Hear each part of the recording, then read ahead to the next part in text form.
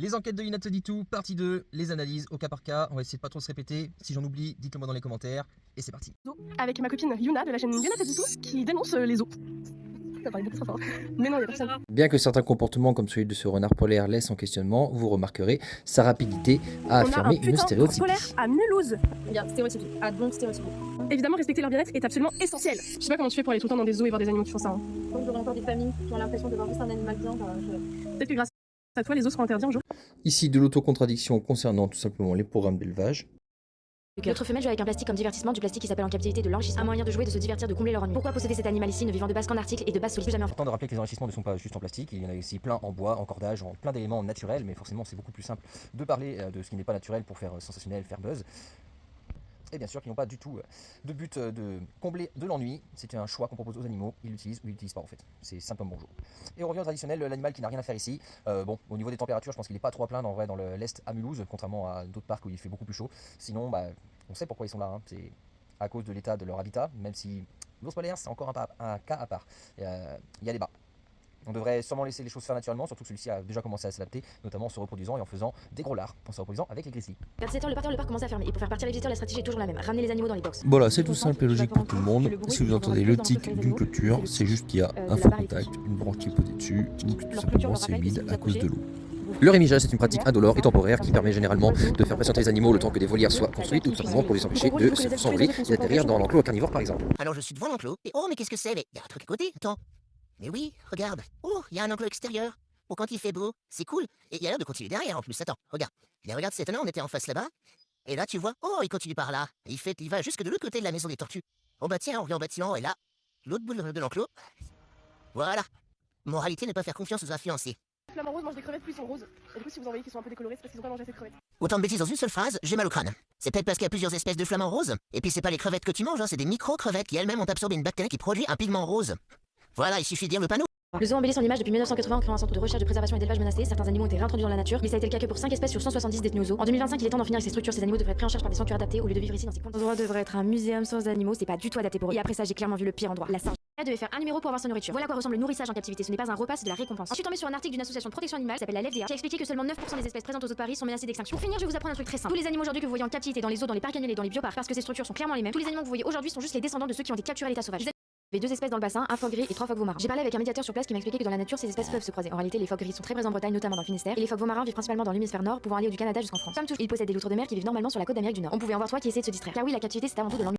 Alors Océanopolis, j'ai un message pour vous. Depuis plus de 30 ans, vous agissez sur le terrain pour la protection et le suivi des phoques en Bretagne. En 2023, 45 phoques gris et 8 phoques marins ont été récupérés et soignés dans votre centre de soins et c'est génial. Continuez votre travail sur le terrain et votre travail pédagogique, celui où j'ai trouvé vos jeux géniaux, mais par pitié, libérez les animaux. Non, la captivité n'aide pas à en savoir plus sur une espèce. Elle fascine et un animal enfermé n'aura jamais la même manière de vivre qu'un animal libre dans la nature. Alors tant que vous exposez des animaux en captivité, ce sera un gros appel au boycott de cet endroit. Des animaux saisis comme on peut en voir en parc zoologique, regroupés en 6 catégories mais elle ne vous en expliquera qu'une seule. Pas de profit sur leur dos, ils sont sortis de l'enfer pour vivre enfin en paix, une retraite bien méritée. Je pense que des refuges comme celui-ci, il en faudrait beaucoup plus. Il serait temps que les zoos se réveillent pour agir vraiment pour les animaux. À la découverte des prestations de vol et d'otarie qui sont effectivement principalement du training médical et des vols d'un point A à un point B. Le plus choqué, c'est leur face sur leur panneau. Parfois, grâce aux anomalies de la nature, émergent de magnifiques animaux, c'est le cas du tigre blanc. Un tigre blanc est tout sauf naturel. Il est atteint de leucisme, une anomalie génétique. Et tout ça n'est que le fruit d'une consanguinité datant dans les années 1950 où on a reproduit père et fille pour créer un tigre blanc. Tout ça, c'est la captivité qui l'a créé. Et bien sûr, qui dit captivité dit stéréotype. Encore tout faux, et encore là, c'est un cas que je connais, c'est simplement un rhinocéros qui est excité de rentrer. Pratique de gestion des individus par abattage ou euthanasie qui n'est plus censée avoir lieu dû à une meilleure gestion de la reproduction. Et ces animaux n'ont absolument rien à faire ici à Montpellier. On voit bien que ce sont pas des animaux épanouis, il faudrait vraiment être aveugle ou stupide pour ne pas le voir. Alors là c'est cadeau parce qu'évidemment elle a cut le moment, mais elle a voulu rentrer par la sortie où il y a un magnifique panneau sens interdit. Seulement 7 vivent en France, c'est-à-dire que les 193 autres espèces proviennent d'autres pays du monde, ce qui est vraiment grave. Et la plupart des animaux essayaient tous de se réchauffer à l'intérieur parce qu'à la base ils ne sont pas habitués à cette température. Quand je suis arrivée, je suis tombée sur une scène vraiment terrible. Un petit bébé qui avait 3 ans était en train de grimper sur le toit barricadé de grilles. C'est sûr que c'est terrible de voir un petit orang-outan de 3 ans en train d'exercer grâce justement à un plafond en grille de la brachiation, ce qui est littéralement son moyen de locomotion naturel. Mon dieu, mais qui a eu cette idée bête de faire des plafonds en grille? Pourquoi ils ont pas mis du plafond plat comme tout le monde partout? Comme vous verrez, je vous mettrai juste après une photo de l'enclos intérieur, même s'il y a plusieurs loges, mais c'est la principale on va dire. C'est un enclos qui sert de guidelines pour les autres parcs zoologiques justement qui veulent faire des structures à orang-outan, ils servent de référence et pareil elle est horrifiée parce que les orang-outans passent plus de temps au sol que dans les arbres, même si ce sont des structures. Et ben c'est pareil, c'est parce que dans la nature en fait il y a ce qu'on appelle la prédation et là ils en ont pas, donc confort, donc ils peuvent se permettre d'être au sol. C'est loin d'être de la maltraitance ou du mal-être, vu que justement ils ont le choix et ils ont la place d'être justement en l'air, sur les structures.